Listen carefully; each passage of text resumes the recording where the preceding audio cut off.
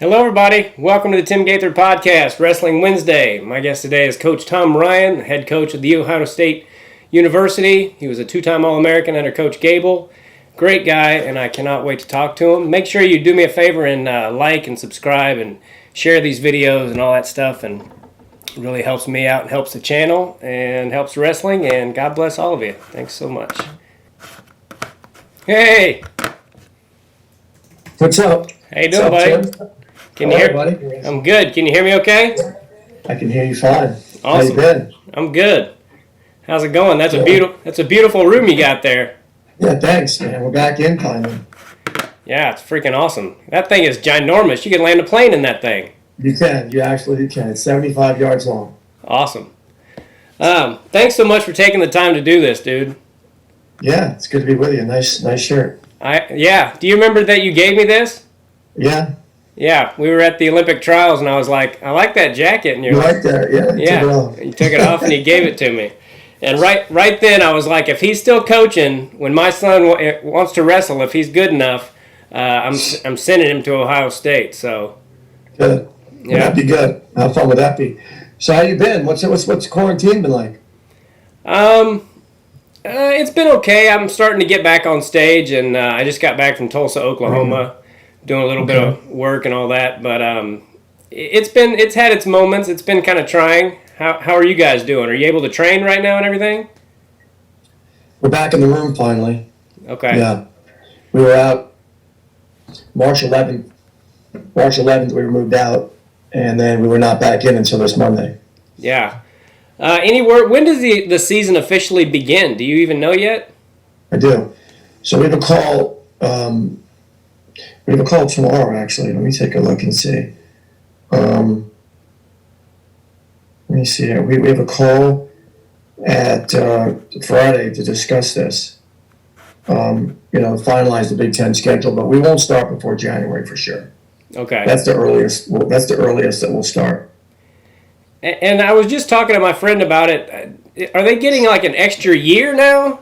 How's that work? Yeah, it's pretty. I'm not really for what they did. I'm not a big fan of the decision that they made. So basically, they gave everyone a year back, which I think makes sense. So I'm for that.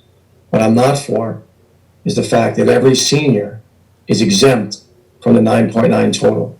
So if you're a current senior and you want to come back, you get the year back, and you get to stay on your scholarship amount. So it's set up an advantageous situation for any team that's got a lot of seniors. Okay. Because their senior money is now exempt from the 9.9. So if you happen to have 5 seniors that are really good, they can return, and that money doesn't count against their program. But when you say that, you don't mean like Colin Moore and those guys get to come back, right? Unfortunately, right. That's the only class that got hurt. So only last year's seniors lost a year. Man, Everybody else gets the year back. So it only hurt one class. And I think, the NCAA wanted to minimize the suffering, right? So now you've only got one class, Colin Moore and Pletcher's class, that's lost a year. Every other class can have that year back. Yeah, which stinks for you because both of those guys were, I don't want to say shoo-ins, but to make the finals at least, and especially Colin. Colin was 29-0, and he was wrestling great. So yeah, it was heartbreaking for him and his family, no doubt about it. Yeah, how devastated were you when they canceled NCAAs? I mean, I was really upset for them. I was upset for them. I mean, the seniors the worst, because it was their last chance, and and then even obviously anyone that qualified, so it was a tough time. Yeah. Devastated is not a fair word for me. With that, it was difficult. I would say difficult. It wasn't tragic. It was difficult, and yeah. These guys are pretty well rounded, and I mean they were really bummed, and all of them get another chance at it except for Colin and Luke. Yeah. So those are the two that hurts the most now. Yeah. It's because they're not going to get that chance back, but everybody else will.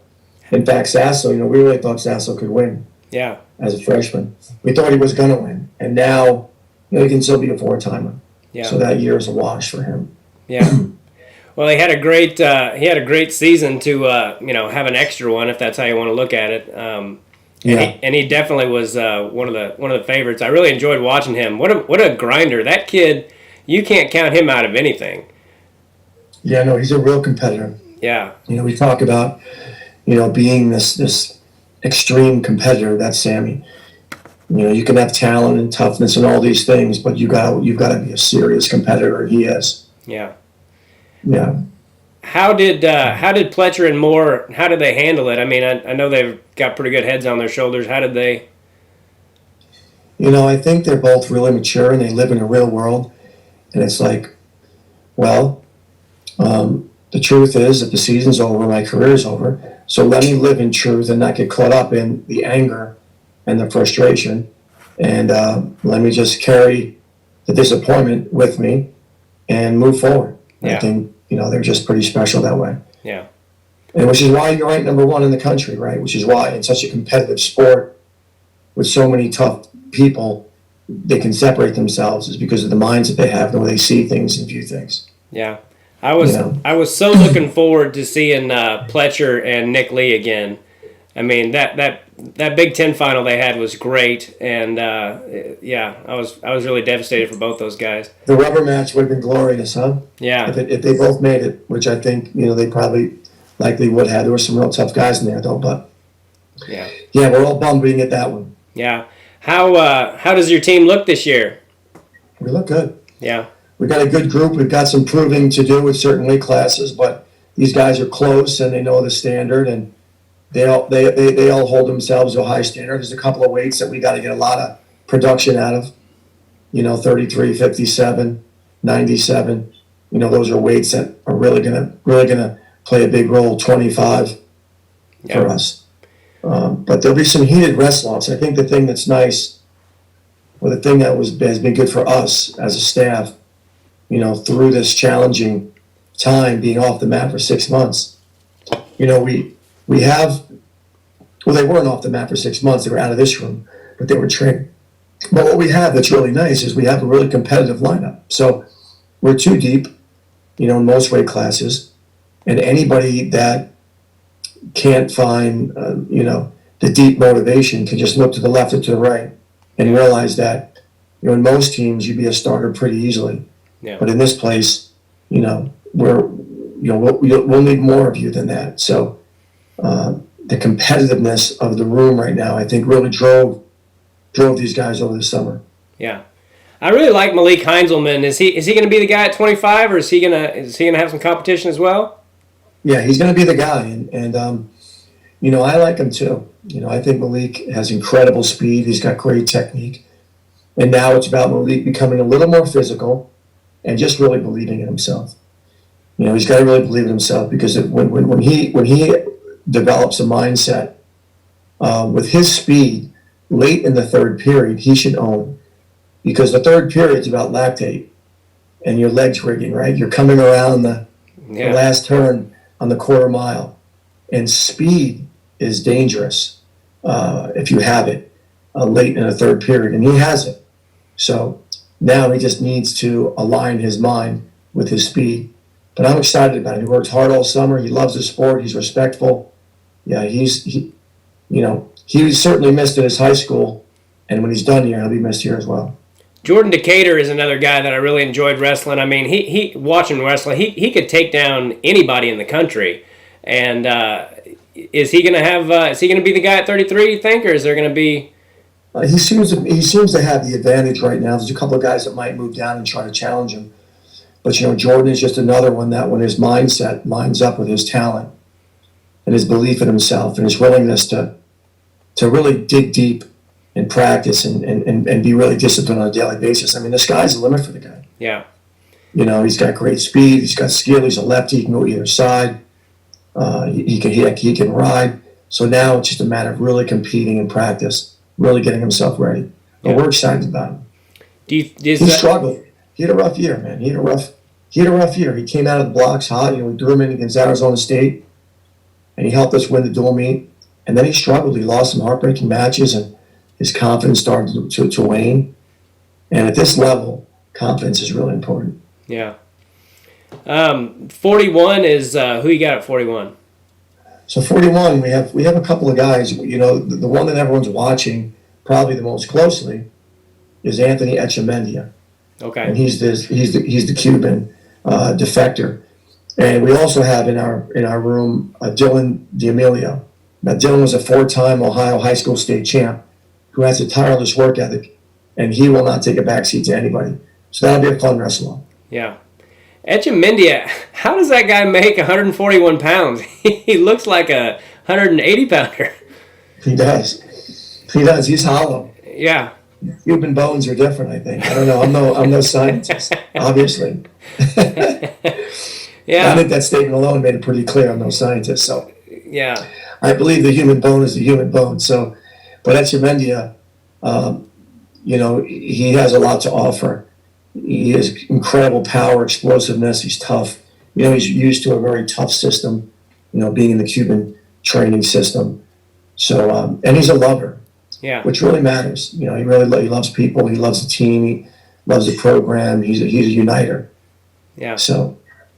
Yeah, I've noticed that's a big theme among your program is love and gratitude and that kind of thing. And I got to tell you, you've helped me in ways that you don't even know about, just from things I've seen you like in interviews talk about, like being a champion as being the best version of yourself.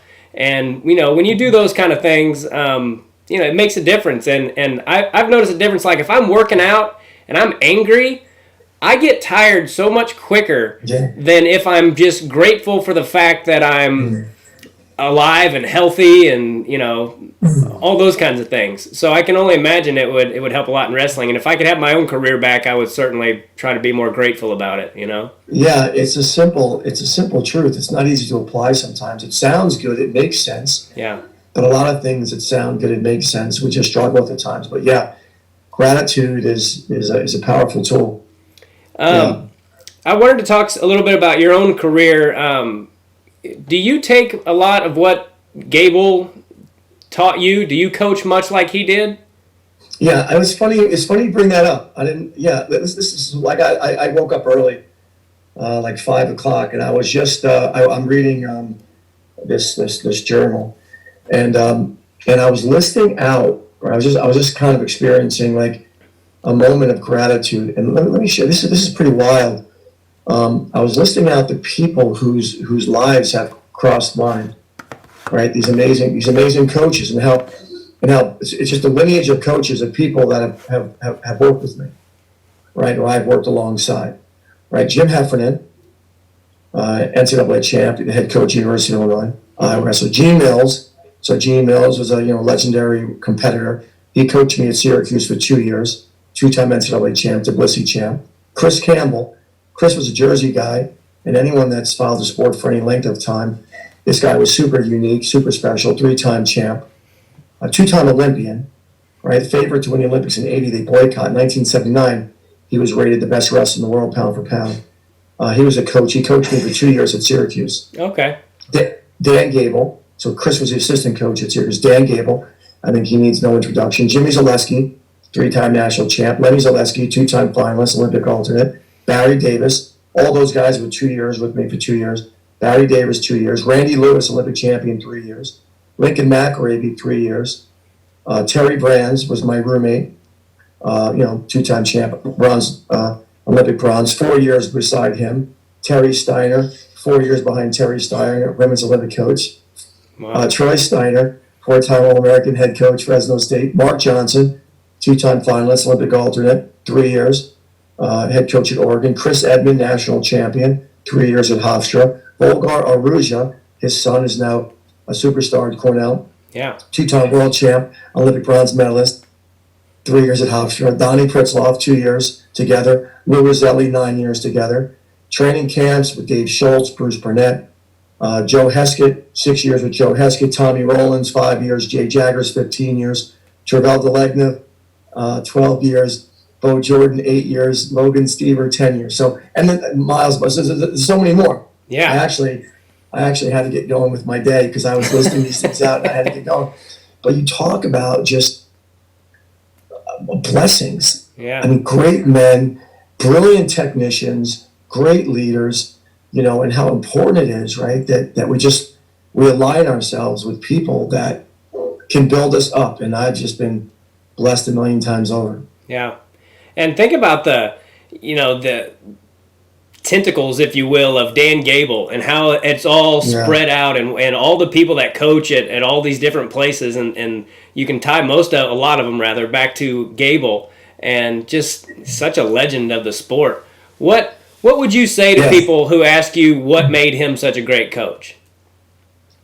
Yeah, I would say, so the first thing that comes to mind for me was he was trustworthy, right? So trust always precedes progress. And when you believe in something, even if it's not 100% perfect, it's better than, right? So a great plan, an average plan believed in is way better than a great plan not believed in. Yeah. Right. So his trust, he just had so much, for me, I trusted him, right? He understood suffering. Which is, hard work. He understood hard work.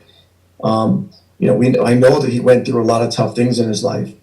I mean, not only that he put himself through, but other things that he went through, right, that he didn't ask for in his life, the death of his sister. And so he had this sense about him, this awareness about him. I certainly learned about, running a calendar, right? When to push, when to pull back a little bit. He was a master at peaking people. And it was almost like he lived inside your brain and he knew when to push and when to pull back. He was a masterful there. But I'd say probably a couple of the things I think I took from him. But, he had great emotional control.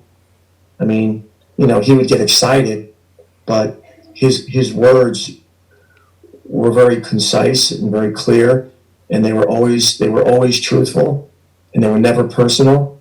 He was very careful with his tone, I would say. Having the ability to look back on this, 20 years ago or more. Heck, when was that? 20? Geez, more than 20, 30 years ago. Yeah, I know. So those are some of the things that, were pretty unique about him.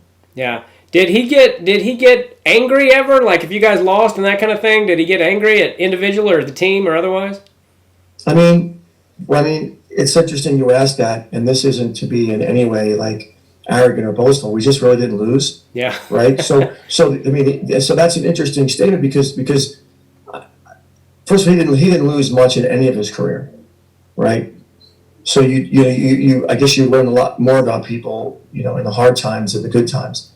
And the teams that I was on with Gable were good times, right? There really wasn't a lot to yell at. I mean, what do you yell at the brands? You can yell at the Snyder brothers, Zappital, Ryland, Chelsea. I mean, we had when I got there, we had 11 All-Americans and 10 weights. Yeah. Right? So the team was loaded.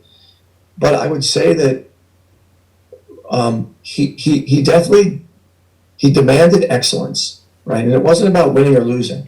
It was just more about he understood a baseline level of excellence.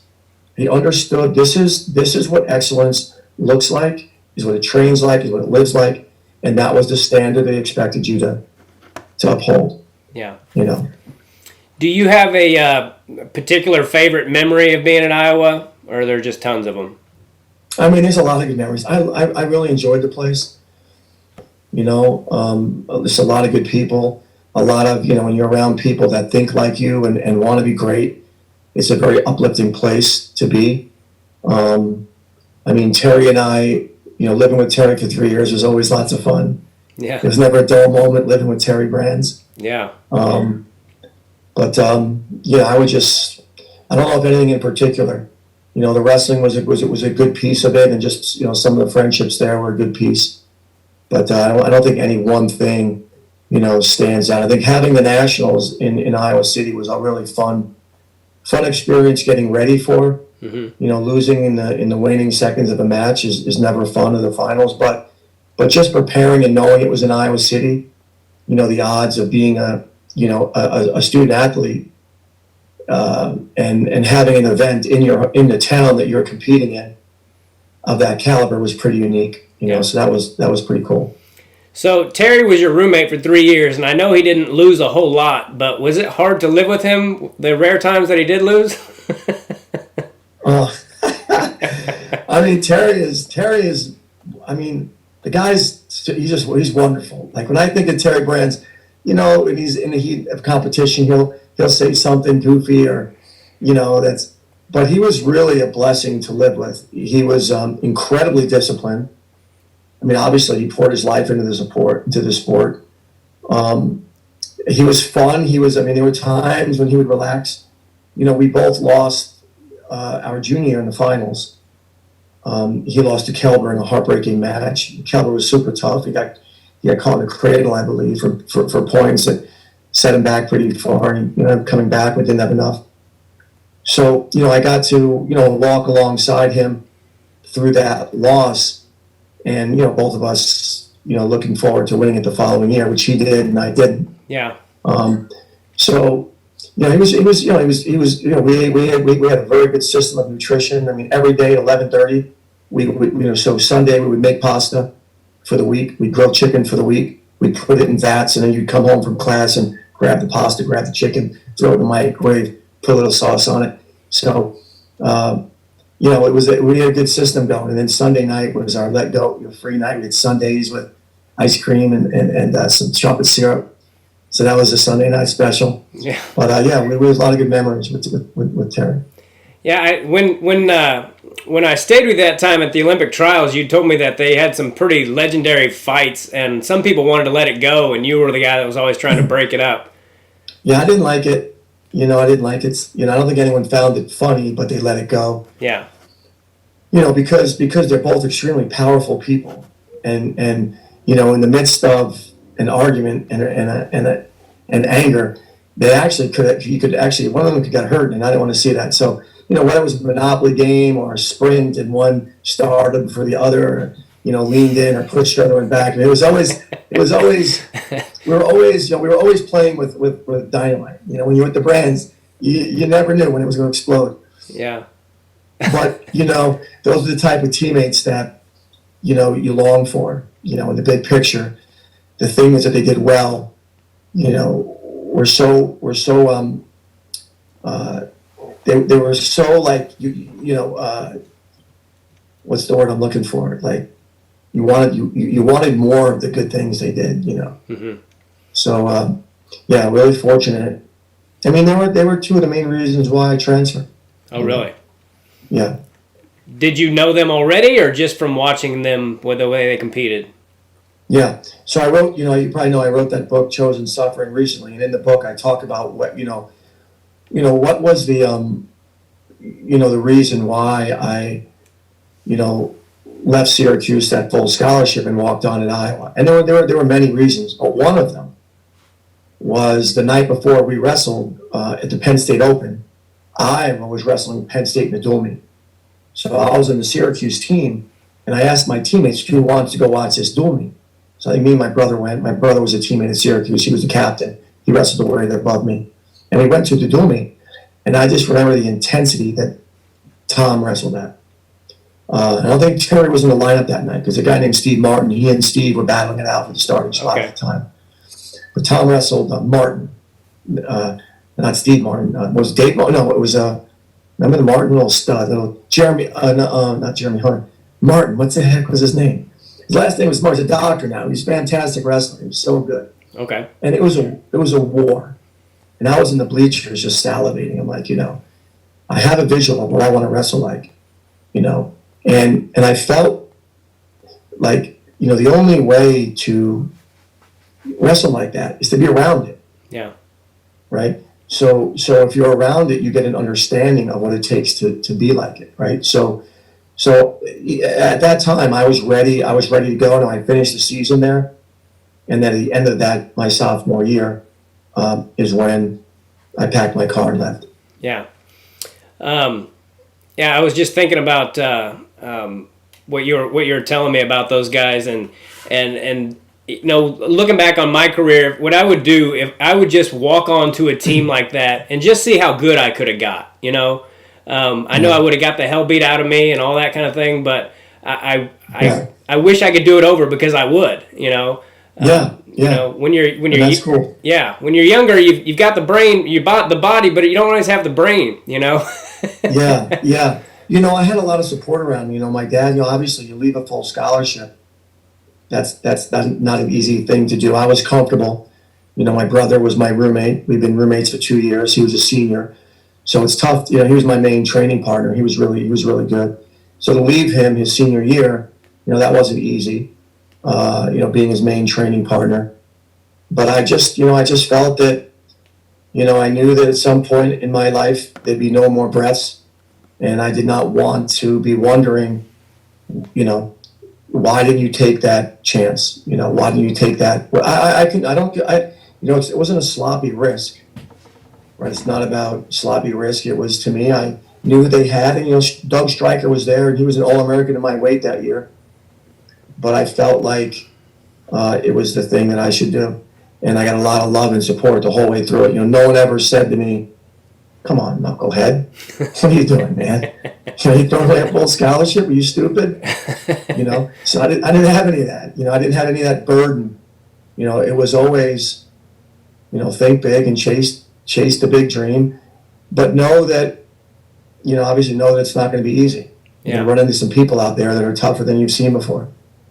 Yeah, well, that's so awesome that you were able to do that at such a young age, because a lot of people would not have been able to leave a scholarship and all that, and look at the fact that, someday you're not going to be alive, and, so being comfortable isn't the most important thing, Yeah. What do you remember most about your finals match with Pat Smith? The final score.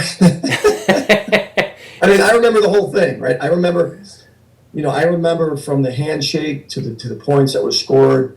It's really funny. I've told this story, and this story isn't to. Pat Smith is a great champion. Pat Smith he was the first one to win 4. Yeah. And he was a great competitor, and I have the utmost respect for him. I'm 1-2 against him, right? I beat him the first time. He beat me the 2 that mattered. Right? Okay. I beat him in some obscure tournament, and then he won the ones that mattered. So, but I remember this. I remember when we went out of bounds with about 25, 30 seconds to go. I remember thinking to myself, this is crazy, right? I spend a lot of time with my team where we focus a lot on full attention, right? Like right now, I have your full attention. You're listening to what I'm saying. Right, you're processing it, and you're fully engaged, and how critical that is in our life, in anything that we're doing, full attention. So you would think that with 25 seconds to go in the national finals and being up by 1, you have my full attention. So I actually I go out of bounds. I look at the clock, and I'm walking back to the center, and I remember thinking to myself, I'm going to win. And I remember reflecting on a conversation I had with my technical coach, Jimmy Zaleski, just a week earlier. We had dinner, and I asked him, what was it like? I was convinced I was going to win. I was convinced I was going to win the tournament. I said, Jimmy, tell me what it was like the first time you won. Your first title. And he won 3. And he shared it with me.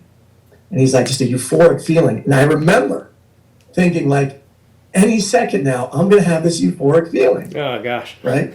So we go back to the center, and as soon as I put my foot on the line, his mind said, I'm going out of bounds. I'm coming back to the center, reflecting on, the celebration I'm going to have.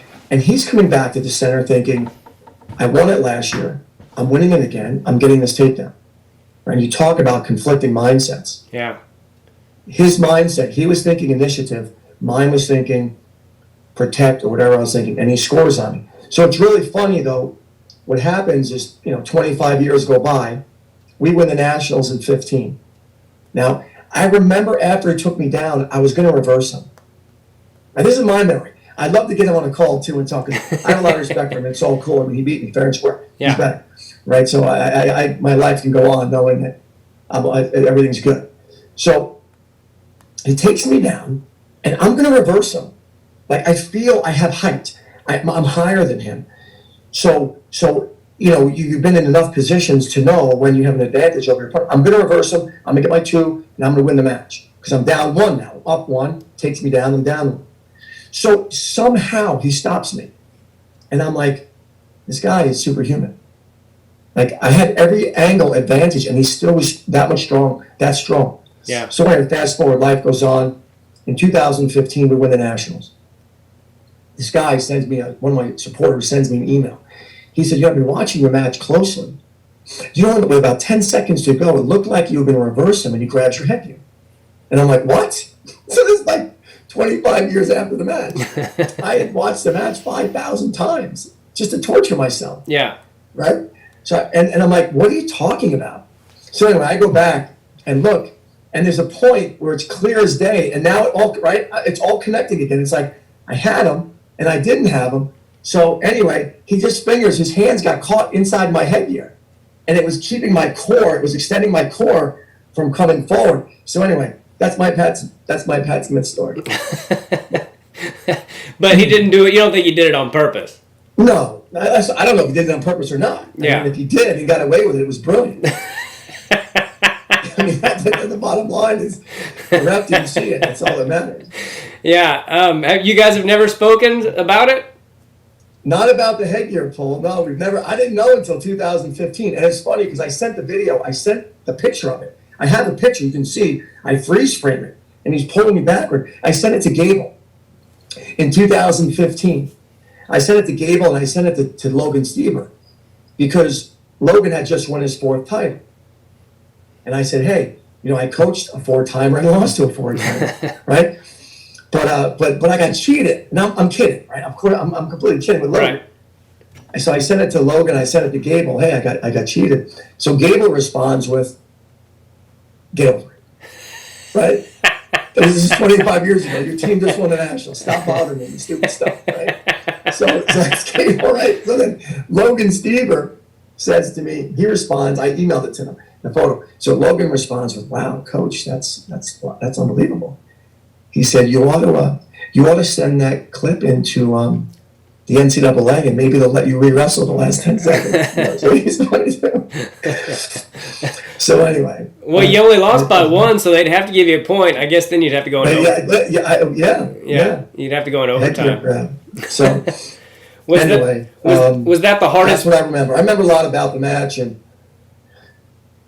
so it was long gone, and I learned a lot from it. Yeah. Was that the hardest loss you ever took as a competitor?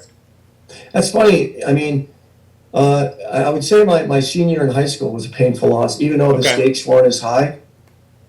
I was hurt. I got hurt in the first round. I tore all the ligaments in my ankle, and I was heavily favored to win the tournament. So I had to wrestle the next round with one leg, and the guy hit a high crotch, and I cement chopped him. I wouldn't have been able to beat him, I don't think. I cement chopped him, then I went to bed that night, and of course it blows up, and we go to the ER in the morning, and I asked the surgeon if he would please shoot it, numb it. There's no way I can wrestle. And he said, listen, it's too dangerous, we can't do it. My dad was with me. So I tried to wrestle, and I ended up losing 2-1 to the eventual state champion.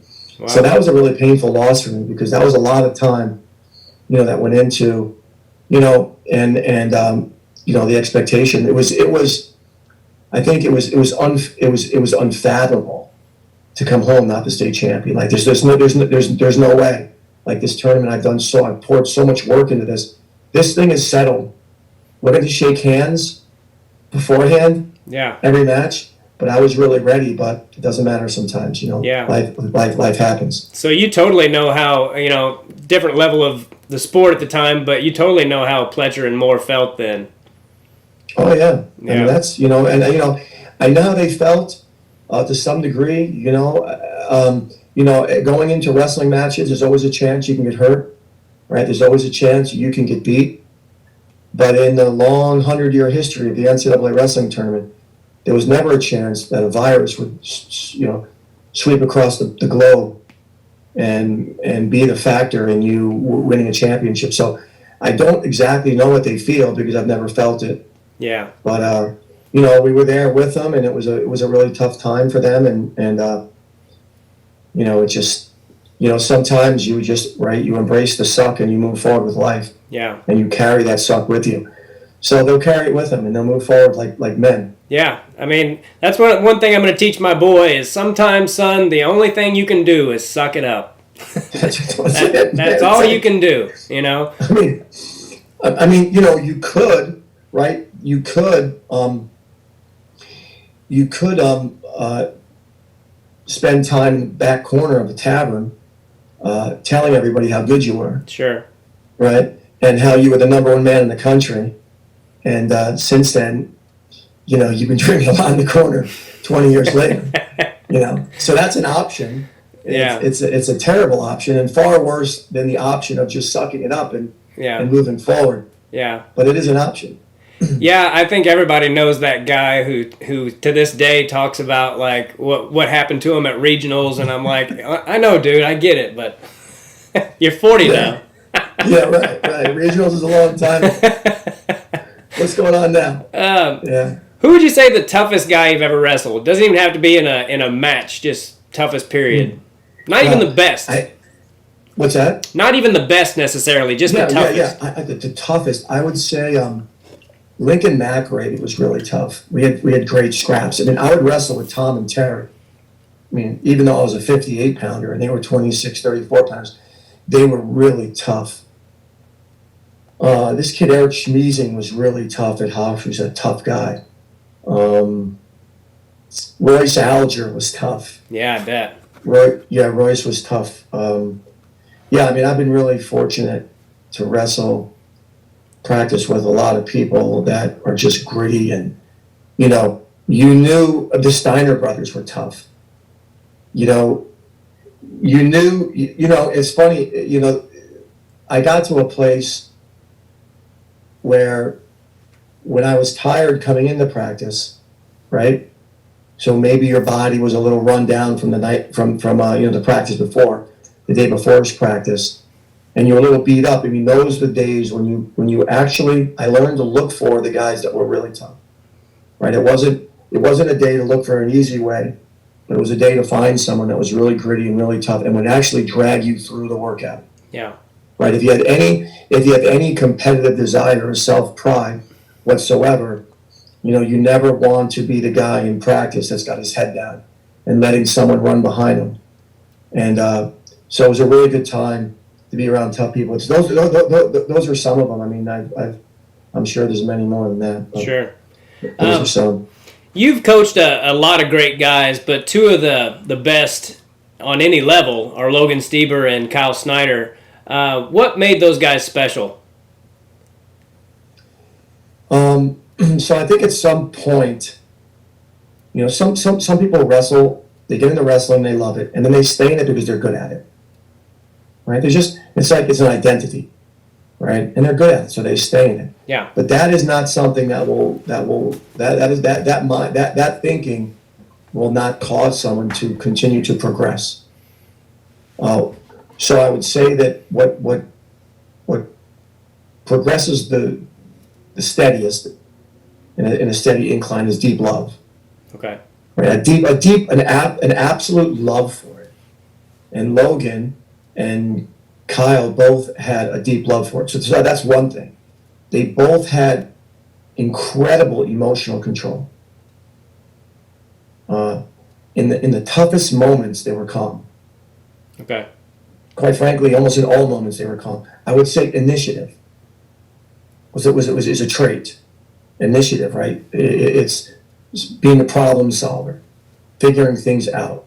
This position's not working. I'm gonna work on it. Or you're in a match and you're taking the initiative to be the aggressor. So that's another thing. Initiative, aggression. Both of them extremely aggressive people. Not off the mat.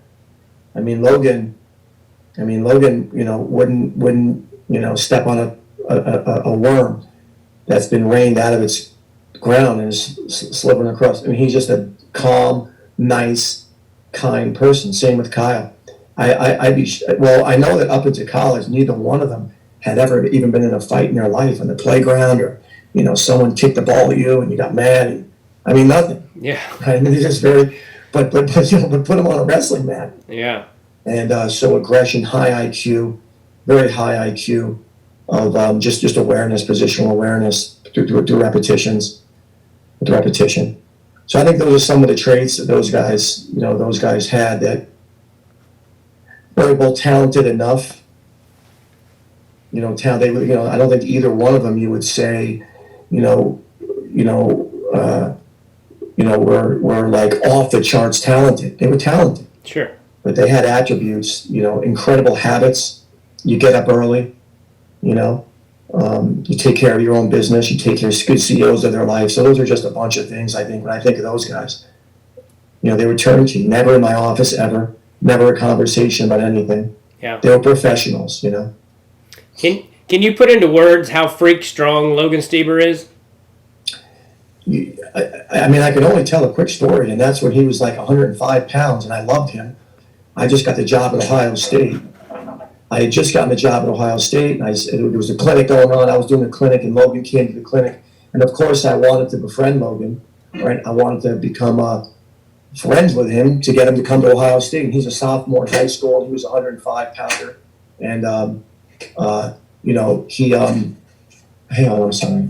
Sorry, my wife's, I'm in my office upstairs. Yes, Okay. a little bit. Yeah, I'm on a Zoom with my man here, Tim. So anyway, so I set up this clinic, and he comes to the clinic, and we wrestled, and I had to be 175 pounds. Anyway, everyone's watching, the new Ohio State wrestling coach roll around, this little superstar in high school, and he double legs me, and he picks me up in the air, and he throws me down. Wow. And I was trying, I was trying. Yeah. And so after, we're sitting along the mat, and I go, hey, that double leg was, to go low and drive through and high, that's a rare thing. You don't see it a lot. You hit low, and the ability to drive through something, take them. Burroughs has it, Stieber had it. You just don't see it that often. So anyway, I'm sitting next to him, and I go, hey, that was really nice. And he said, well, yeah, it only works on old people. And he was a little sophomore, so I'm like, man, this kid's tough. And he's got a great personality. I love this guy. So, anyway, that's Logan Stieber. He's a jet. Yeah. I'm sorry, I can't hear you. Oh, sorry about that. It's okay. I was going to ask, how great did that team title feel? It felt incredible. Yeah. Yeah, it was one of the highlights. It was certainly one of the highlights of a competitive career. Just to be a part of something, and the first one, it's unique, right? Everyone knew Ohio State, was capable of these things, and to be a part of it was really cool. A lot of alumni, obviously the phone was exploding that night with people that, had given so much for so many years to try to get Ohio State to that level. So it was a special night. Yeah. I want more, we've been second 5 times. Yeah. Oh, wow. Has it been that many? Yeah, 5 seconds now. Second, third. The 2018 hurt my soul bad. Oh, man. Yeah. I know. That hurt bad. And 9 hurt really bad. Dude, yeah. 9 hurt bad. I was watching it on my couch when Miles took Bo down like that, and I jumped off my couch, and then I was like... It was surreal. Oh, it was man. Surreal. It was right. It was just, it reminded me of that wide world of sports beginning. The thrill of victory and the agony of defeat, and the guy's coming down the chute, and the skier's coming down, the ski jumper's coming down, and he catches an edge, and he goes from this pure beauty, this essence of speed and beauty, to just wiping out. He goes flying through the air, and he hits the fence. And that was kind of the moment for us, and just fell for Miles, and it was a tough moment. But yeah, so 18 hurt, 9 hurt. We were awfully close to grabbing those. Were you ever more shocked? Speaking of Miles, I didn't think there was a bigger lock for anybody to win a title the year that he got third. Were you completely just shocked? I mean, nobody in the building, if they, except maybe his parents, thought that he was going to lose that match. Was that one of the hardest moments for you as a coach? I mean, the objective here isn't to make Miles feel bad, right? Sure. But that was probably one of the, if not the biggest, most disappointing match I've watched, and he and I have talked about it, and we've talked about it and reflected on it, and he was getting a little tired. I mean, not in that match, but he had wrestled at the World Championships. And what Kyle Snyder, which puts in perspective what Kyle Snyder did. Because look, there's nothing against Dean, and Dean, if he was on the call right now, there's nothing we would say differently. My hat's off to him. Yeah. But he wasn't within 10 points of Miles. It was one of those matches. It was going on, and that's nothing against Dean. Dean is really good. Sure. But Miles was that good. And he beat him by 10 twice already. And he just was off a little bit, and every almost takedown went into a weird stalemate. And then the only way he could have lost was the way he did, and that was a long scramble that ends with no time on the clock. Yeah. Right? Basically no time. That's the only way, because if he had 10 seconds left, he could go get a takedown when he wanted. So, and I think so Miles, I think the year, we had him on the world team, and, we believe as a staff, and even though they're student athletes at Ohio State, we believe in developing them. They want to make world teams, and we should support that. Right? You only have so many years to make the U20 team, U23 team. So sure. We sent him overseas. I think he was a little fatigued, he was a little tired, a little drained, all the competition. And as I was saying, I think it speaks volumes to what Kyle was able to do. I mean, to win 3 titles, NCAA, to win 2 worlds and an Olympics in the midst of a season is mind-blowing. To be able to peak that many times. Now, that was a 3-year period. From the time he won the Olympics, right, the Olympics, or the Nationals, to the time he won his 3rd national title, it was 3 years. And you just have to be really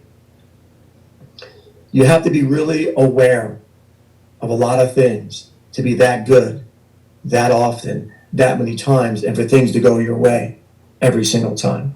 Yeah. So yeah, it hurt. I felt for Miles. I mean, it's still that one will stay with you, because, I mean, Miles on any other weekend, I mean, he wrestled. Who won it? He beat Dean in the finals. That you and I. Foster. Foster, yeah, Foster. And nothing against Foster was a tremendous wrestler, but he wrestled Foster a few weeks later and teched him in the first period, right? Wow. And he might see Foster this weekend, actually, in that flow event. But it was really hard, and it was painful, and I felt for his family. And we thought for sure Miles would leave Ohio State at least a 2-time champ. Yeah. When you win it as a true freshman, it's pretty amazing. Yeah. But Miles has moved on. He's trying to make world teams and doing well. Yeah, and he had a great career, and he was one of the most fun guys to watch. He was so smooth and it's beautiful to watch. Yeah, beautiful. Yeah, absolutely beautiful. I wanted to ask you a little bit about. You have a very strong faith. Did that come to you later in life? And like, did you always have it from a young man or a kid, or where did it come from? Well, I was raised Catholic and went to church every week with my mom. My mom was a strong figure in our lives. Mom and dad divorced. I talk about this in the book a little bit, but they were divorced when I was young.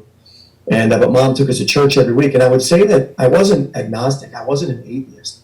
I never contemplated there not being a God, but I certainly never gave whether or not the reality of God was real or not much thought. Right? I was busy. I was busy being a kid. I was busy being a young adult. I was busy being a wrestler. I was busy being a dad. I was busy being a coach. I was busy trying to support a family. I was busy recruiting and raising a team. The world just had me really busy, so I hadn't thought about it. And the thing is that in my busyness, things were going well. I had a house and 2 cars and a pool, and I had a great team at Hofstra, and I had lots of friends, and I had enough in my life that things were going well. So it really was not a thought for me. And until tragedy strikes, and when you're stripped of something that you would be willing to die for,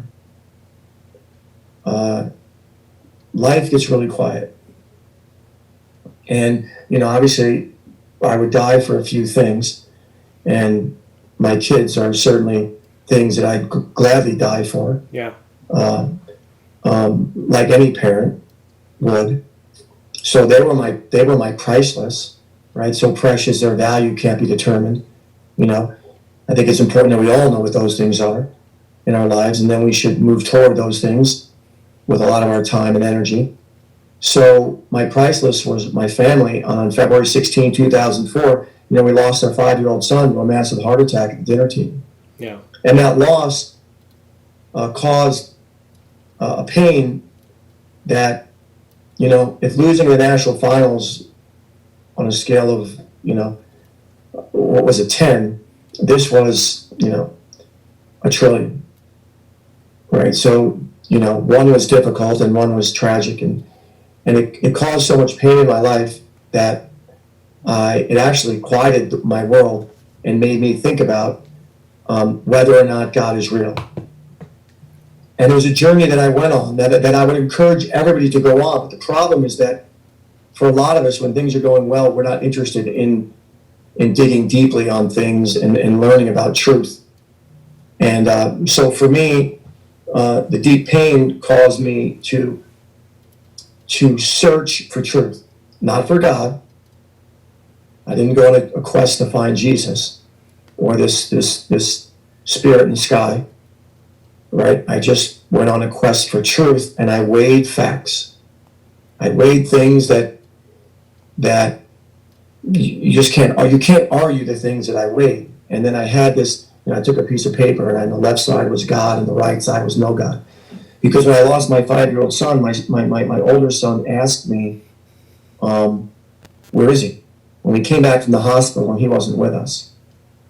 My wife and I came back. The kids waited at the house, and we took him to the ER. We followed the ambulance to the hospital. When they told us that they couldn't save him, when we drove back to the house, my kids came running out the front door. They were 11, 8, and 3 at the time. T was 5, and they asked me, where is he? And I couldn't answer. Well, my purpose in life switched from the things that it was on February.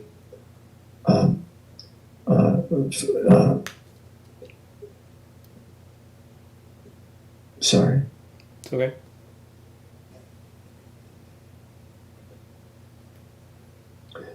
So the priorities of my life switched from the night before we lost Teague to the night after we lost Teague. So I was just very focused. I became very focused on this answer. And I dug in and I studied and I learned. And then at the end of this studying and learning, I had a lot of information. And then like we do with every thing we choose, we compile information, we choose. And I chose that God is real. So that's when my faith journey really began. Yeah. Was February 16, 2004. Well, And that was an important part of my life. And I don't run around, it's something, that John 14:15 says basically that I am your friend. You are not my servant. I am your friend. And I will always be your friend. And that's what Jesus tells us. So I believe that. And it's a relationship. It's a friendship. And I don't always listen to him. And when I don't, things don't go as well as when I do. yeah. And I think there's a lot of people on this earth that probably wish they were closer friends with him. More people that aren't friends wish they were than are and wish they weren't. Yeah. Yeah, I'm in the process in my life. I've always believed in God and I've always prayed and everything, but I want to be a better Christian and I want to be closer to God, and I've been actively trying to. And it's crazy the people that God puts in my life when I actively try to do that.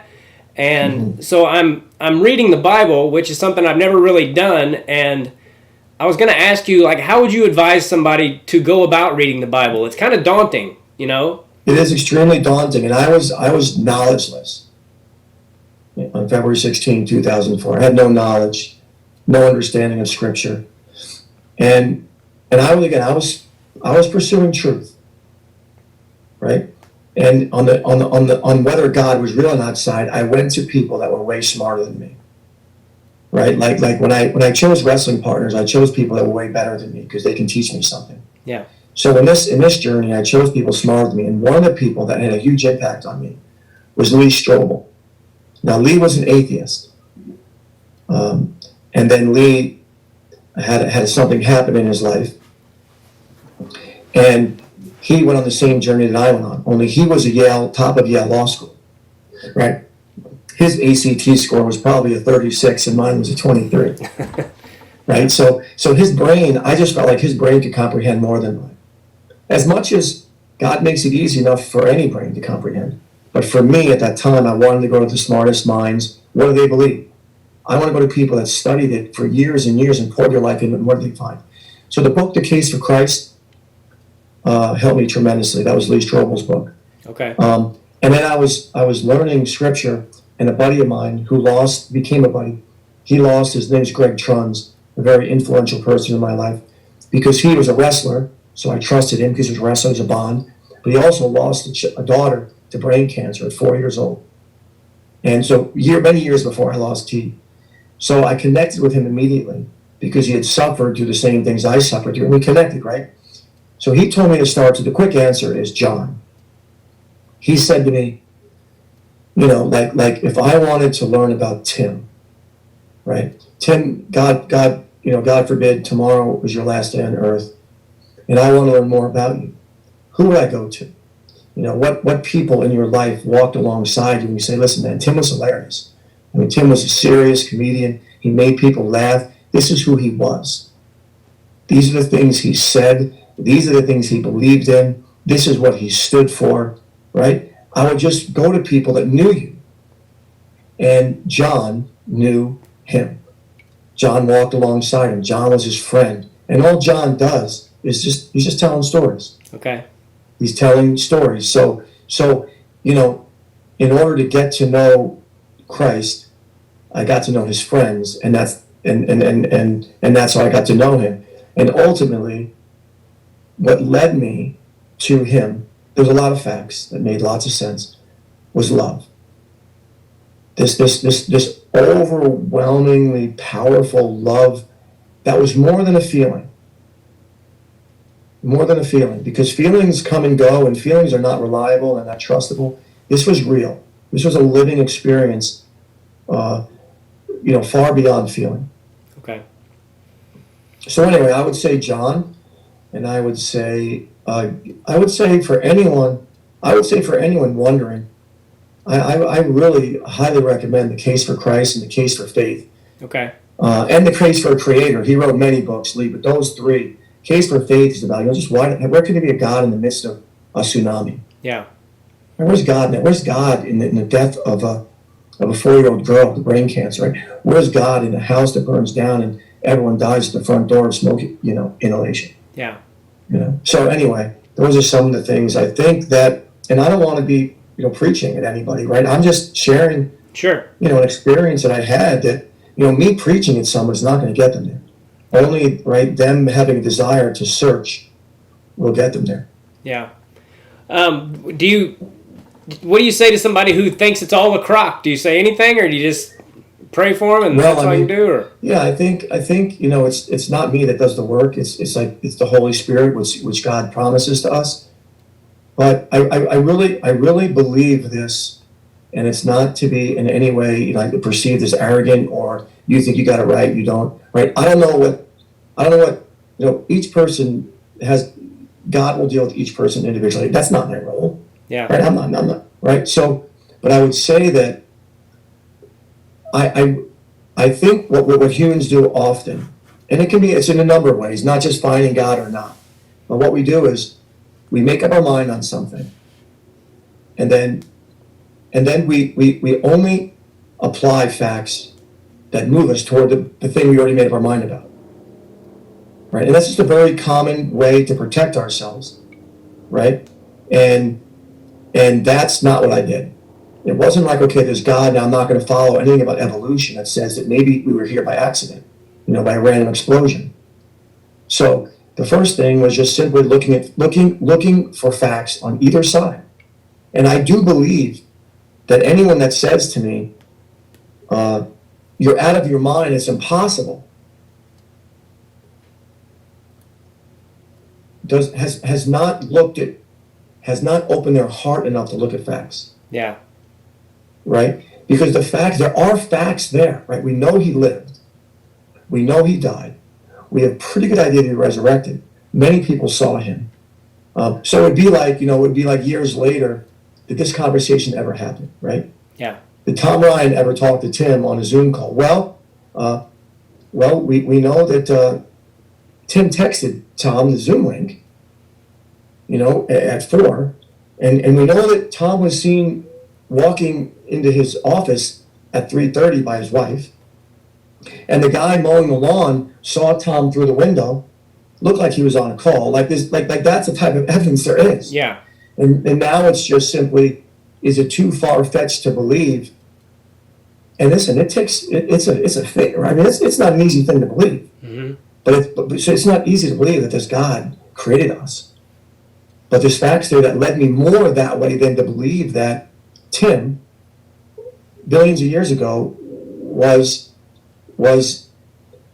some sort of primordial soup that has evolved into being Tim. Yeah. So I believe more, took more faith in me to believe that the beauty that we see on this planet could be by chance than the fact that a God has designed it. Yeah. Well, that's a great way to, I've thought similar things, and in my business, it's something that people kind of don't always, I have friends that I wish they, that I love, and I wish they felt a certain way, but you can't force it on anyone, like you said. But sometimes it's amazing how sometimes people will ask you that you never thought would, Yeah. So.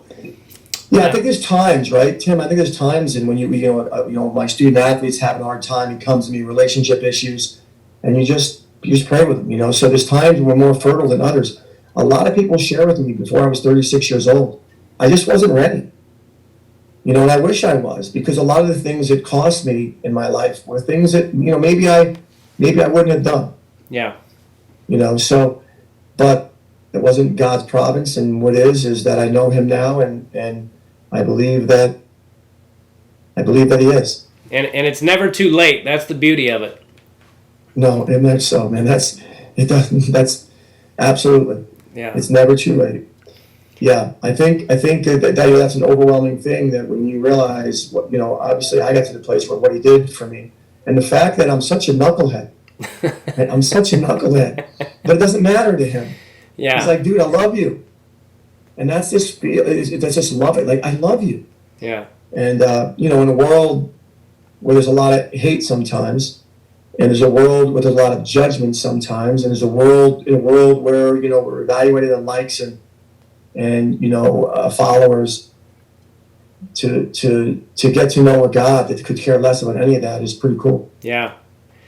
Yeah, it's definitely it's helped me in a lot of ways lately, and I hope to raise my boy that way. And forgiving people is an amazing thing. Not too long ago, without getting into it, I called my dad and I said, you know what, I don't feel like being mad at you anymore, and I'm not going to. I got the chills. Yeah, God bless you. That's fantastic. And I'm not going to be. And I've been plenty angry during this lockdown, if I'm being completely honest. Well, we are, man. Of course. And I mean, there's no one gets out unscathed. I say that all the time. No one does, right? We all. But that's really cool, man. So whatever you and your dad experienced, I'm really happy to hear that, because it's good for you, it's good for him, and just that's good stuff, man. Yeah. Cool. Well, I won't keep you on here all day, but I did want to ask you a couple more questions about wrestling. Sure. First of all, how do you stay in such good shape? Do you do a particular a particular workout, or? I mean, the first thing, the number one reason why is I value it. Right? So, I would say if I was going to paint my day, my perfect day, what would my perfect day look like? And why would I have a day that wasn't like my perfect day? Right? At least the one that I imagined, right? And making sure there's a lot of things I do that are mundane in a given day, and I have paperwork as a coach and COVID issues, right? There's all these things I have, but if I allow that to be the only thing that happens in my day, well, I'm a fool, right? So I got to make sure that the things that mean something to me, I get to. So, I mean, working out is just something that is meaningful. And sometimes it's a 5-mile walk with my dogs, right? Until I walk them, I get to watch the sunrise over this little river. There's this lake I'm living at, and I come home and I get to work. So does it mean waking up earlier? Then maybe, I could use another 15 minutes sleep. Yeah, but it's worth it. Yeah. So anyway, working out, and I just believe in suffering. right? I believe in it. I believe in pain. I believe that pain is our friend. And running and getting uncomfortable is something that I think keeps me in a mindset that is good for me. And that, pain is always right around the corner. And that's good to know. Yeah. Speaking of suffering, my wife and I went down to the pier not too long ago, and there was this woman handing out pamphlets, and it was about Jesus and what he went through on the cross. It was a real small thing. But then we went to lunch, and none of the restaurants were open down there. And we ended up going down there and paying for parking for no reason. And then we ended up going to this little taco place that we always go to. And it's just weird how things work out, because I read that little pamphlet, and I've always known about what happened to Jesus and everything, but it made sense to me in a way that it never had before. Like why he suffered and the way he did it for us and all that stuff. And it was just the weirdest thing as far as just how God works sometimes and the people he puts in your lives. And this woman and I, we made eye contact. She had these real blue eyes. And we made eye contact, and she said something to me, and I just got chills all over me. And I went and I read this pamphlet. My wife was in paying for the food, and it just made sense to me. Yeah, that's really cool. I appreciate you sharing that. Yeah, it's amazing. I'm not a big fan in chance. I don't really believe in chance. So, in our own time, when I think children help us get there too. I think the fact that seeing a child get born and the deep love that you can have for them, it's like, wow. Yeah. I thought my golf club was sweet. I mean, this kid is amazing. Like this dude, this is incredible. Yeah. Yeah. And now they bring us to a place of, I don't know. I think reverence for the gift of being a father, right? And then to think that, someone would allow their son to be tortured for us. Yeah. I don't know. I think, but children really move us to think more deeply, I think. Yeah. Than we have before. Yeah. Yeah, I put my boy to bed almost every night, and I feed him his bottle and I hold him. He's almost 2 now, and you have weird thoughts in the dark, and I thought to myself, would you trade this kid for $1 billion? And immediately I was like, no. So if I wouldn't trade him for all the money in the world that I could buy anything with, then I don't need anything else, Yeah. Oh, man, it's so good. I got the chills again. Yeah. So good. I will admit there were some moments in raising my 4 children where I probably would have sold them for $500 million, but I'm glad I didn't. Yeah. But yeah, no, isn't it amazing? And that's that whole, the whole priceless thing. Like, what's priceless to us? At the end of the day, right, we're all chasing this and we're chasing that. And man, of all the material things, right, that I have, and I don't have that many, right, but whatever you have, right, whatever any of us have, right, it's like, man, give me that day back, sitting on the beach with my kid in my lap, and just watching the waves roll across the sand. Yeah. Like, give me that moment, because that's a moment that, there's no price tag on it. Yeah. Speaking of kids, what is it what's the main thing you look for in recruits so I can drill it into my boy's head? Yeah. So, yeah. I said, some of the so when we recruit, we try to learn as much as we can about the recruit. So if I'll go to someone's, let's say I'm recruiting Tim, right now, and then I'll go to your high school, right, to see you, and I'll spend time in that hallway. I'll ask kids walking by me, hey, do you know Tim? Tell me about Tim. I'll ask the custodian. I'll ask the secretary. I'll ask more than just coaches. I want to learn that this kid is going to be missed. That this guy Tim is going to be missed in this school, right? Because if Tim's going to be missed, he's going to be a great team member, right? So that being said, look, there's a lot of guys that would be good team members that aren't going to win any national titles for Ohio State, right? So I've already narrowed down the aggression, an attack-minded person. I want someone shooting.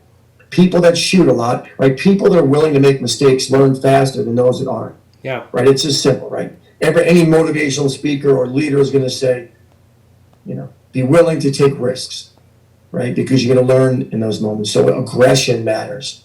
Emotional control matters. A deep love for it matters. Being a great teammate matters. A good student matters.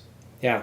So just all the, those are just some of the things that, I mean, someone that just loves to wrestle, loves to train. Yeah. So a deep love for it, because this is really hard. Yeah. When I look back, I like to jog now. I like to walk my dogs now, right?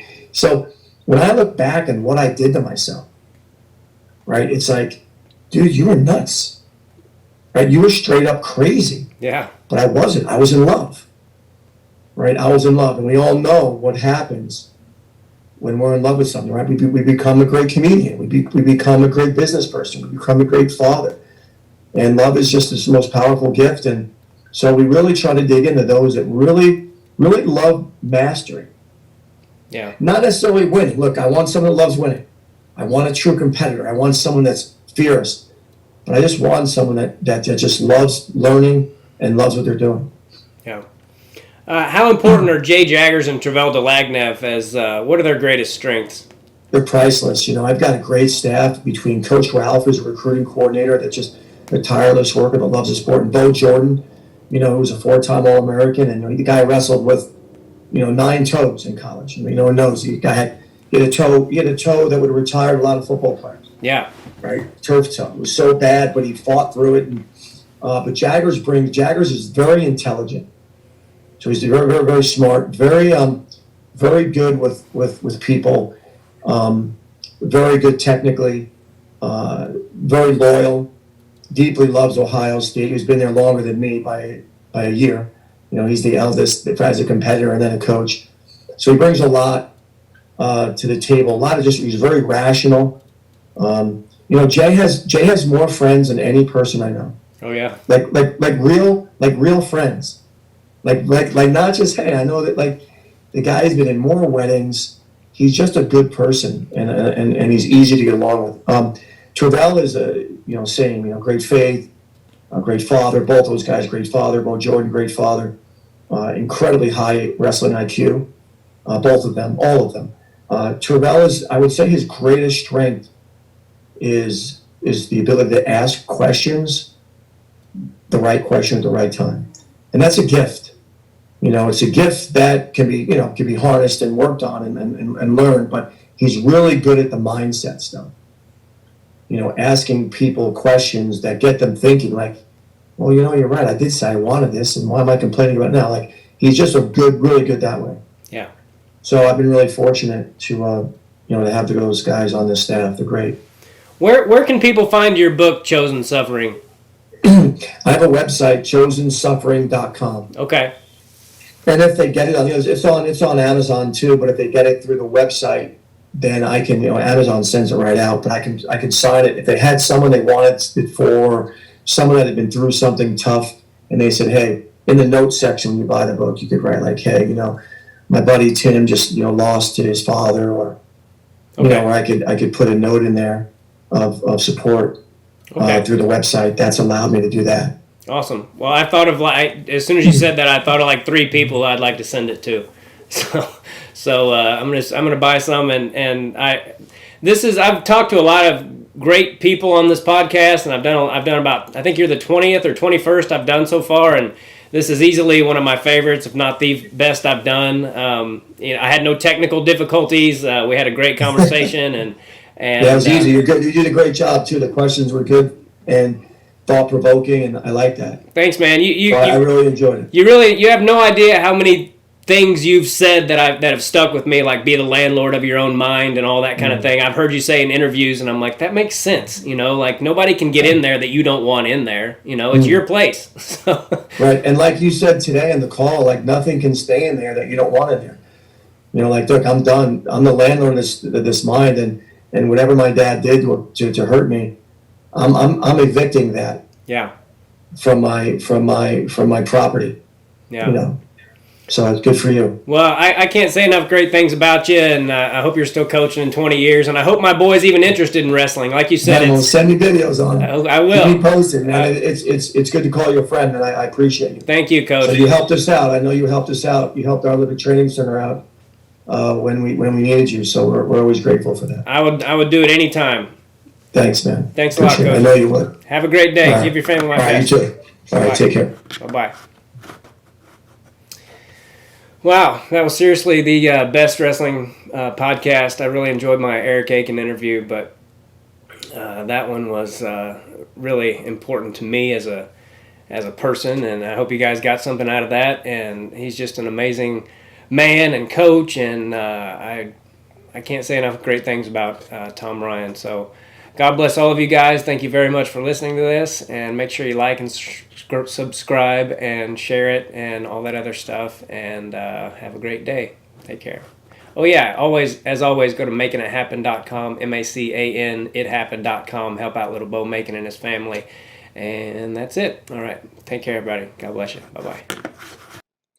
Do us both a favor and click on that subscribe button.